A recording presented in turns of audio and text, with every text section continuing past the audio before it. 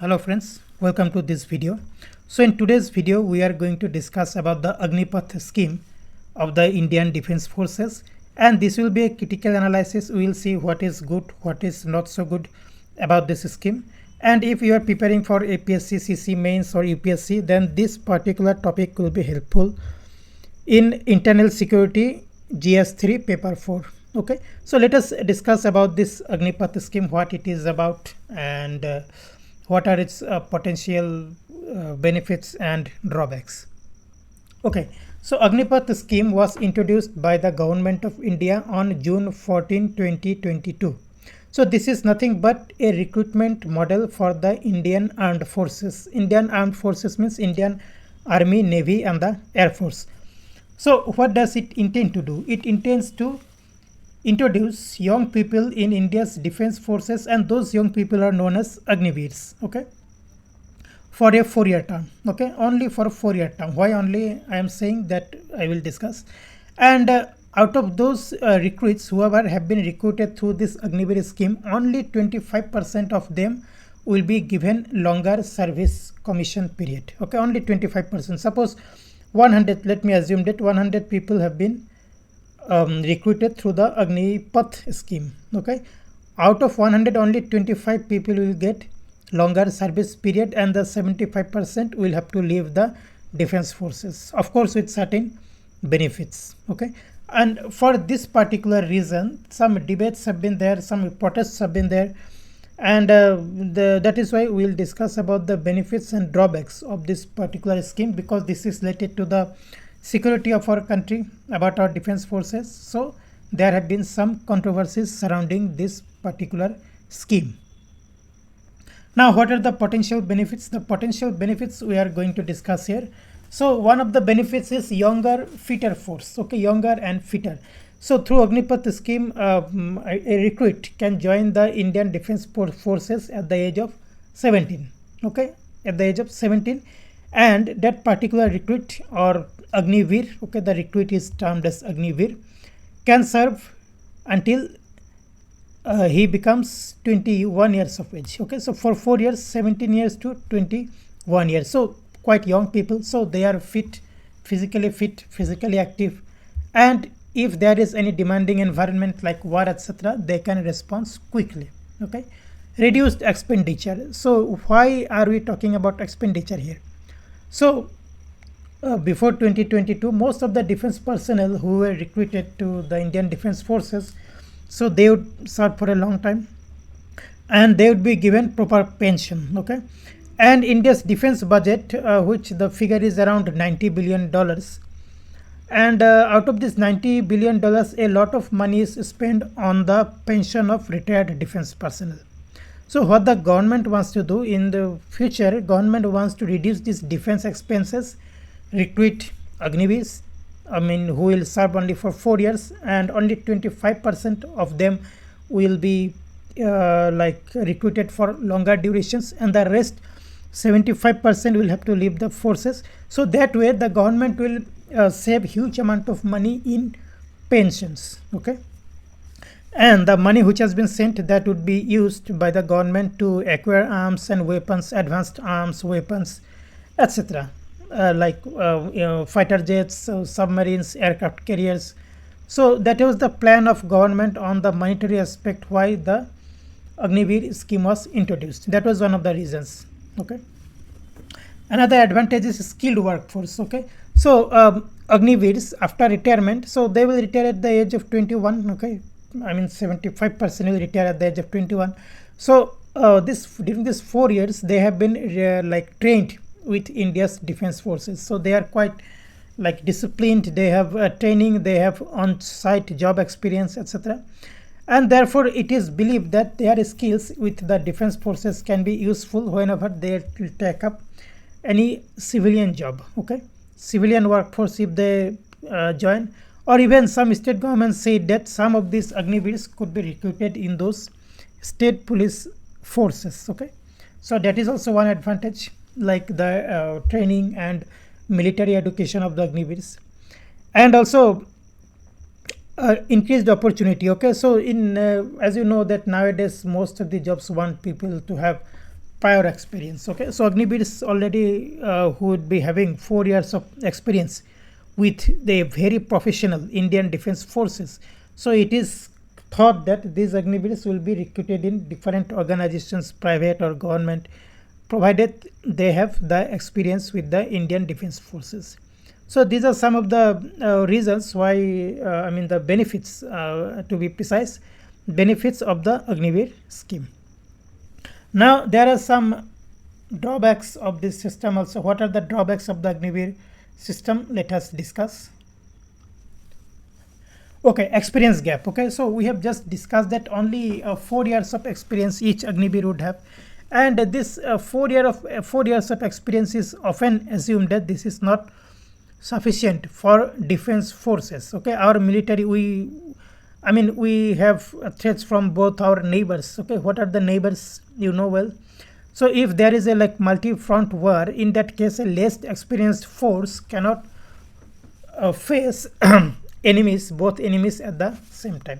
That is why only 4 years of experience or that is not enough for soldiers to take part in complex operations in case of war, etc. Now, morale and motivation. This is also important. So suppose somebody gets into the defense forces as an Agniveer.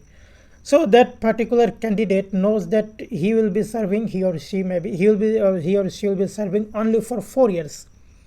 Okay, so that may not be motivational enough. Okay, that may not give enough motivation to this recruit, because that recruit will know that okay, after 4 years he or she is going to retire, and therefore such recruits may be less professional in their attitude.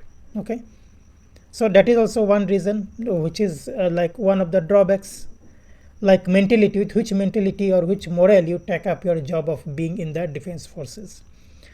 Then transition challenge. Okay, after you have served in the defense forces for 4 years, then you have to come back to the civil life and you have to find a civilian job. Okay, a job which another civilian would do. So that may be difficult to integrate with the society. Okay, and whatever skills will be required, because most of the civilian jobs like military skills are not required. Of course, military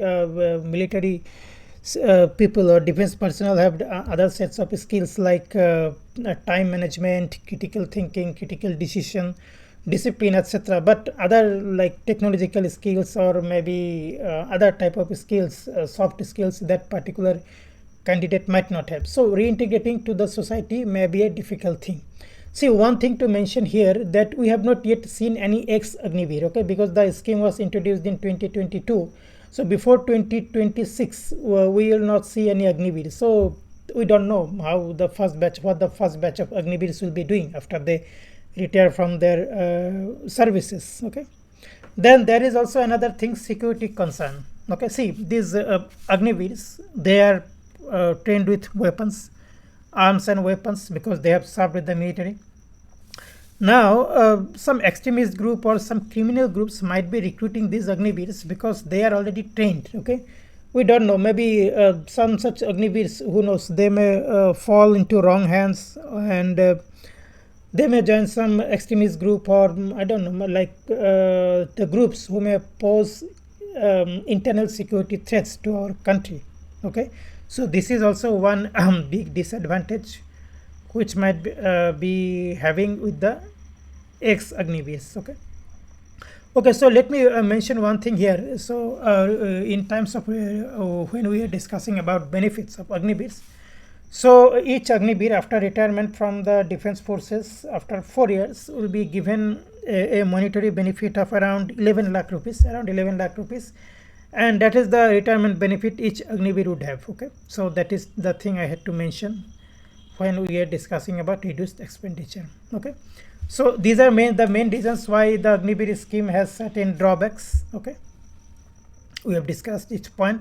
Now here, like we have discussed about the drawbacks, so when the Agniveer scheme was introduced in 2022, we saw some unrest in several parts of the country. Okay, because those people who were willing to join the defense forces, okay, a job in the defense forces is considered to be a permanent government job. Okay, but when such short service schedules were introduced only for 4 years, many people got upset and no, they created some unrest. They took part in dharnas, etc. So you can see a train was burned somewhere. I forgot the name of this place, but a train was burned. And this picture is from that period when there were agitations going on to oppose the Agniveer scheme. Okay, so this is certainly not good. Okay, this type of things should not happen. So now the thing is that what is the path forward? What should be done with the Agniveer scheme? Of course, there are a lot of rooms for improvement. As a citizen of India, I also think that the Agniveer scheme should be revised. Okay, and recently this news was also in this Agnipath scheme was also in news when NDA partner parties like Nitish Kumar's party, they also advocated for like modifications in the Agniveer scheme. Okay, so there are some challenges regarding this scheme which should be addressed. What are those challenges? The government must address the concerns, okay, like soldier transition. Okay, when somebody like retires from the scheme, what type of transition to the society, what type of job skills. Okay, only retiring only at 21 years. If we consider that somebody works till the age of 60, so for 39 more years that person has to work as a civilian, so that transition period is not going to be easy, and that is the thing which has to be addressed by the government. Then is skill recognition. Okay, so whatever the skills have been gained by the Agniveers, that those skills have to be like recognized by various organizations so that the Agniveers can be absorbed into some meaningful jobs. Okay, and security risks, we have discussed about the security risks. If like in the worst case scenario, if what happens if an Agniveer falls in the wrong hand with like criminal organizations, extremist group, etc. So there should be communication gap should not be there, and the communication should be between the government, armed forces and veterans. Okay, veterans means those people who have retired from the armed forces.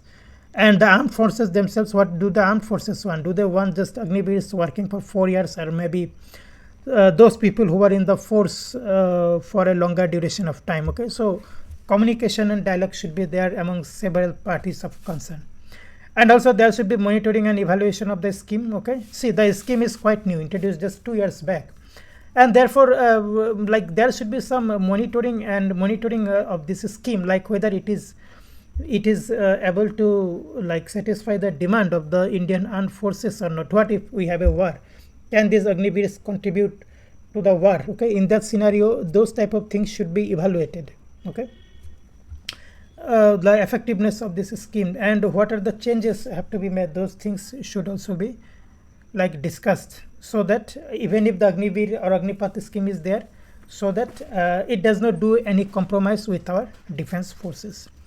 So friends, these are the things, the path forward we have discussed, and we have also discussed like internal security threat like this one, agitations, etc., to protest the Agniveer scheme. And also we have discussed about the drawbacks of the scheme. Here are the points. You can pause the video and note down the points. And also we have discussed about the potential benefits. Once again, you can pause the video and note down these potential benefits of the scheme.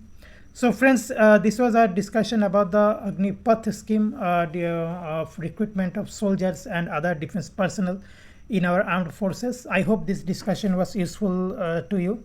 If you have liked the video, please like it, share it. If you have not subscribed to this channel, please subscribe, because in this channel we often upload such general discussion topics which are useful for various competitive examinations like Assam Public Service Commission or Union Public Service Commission.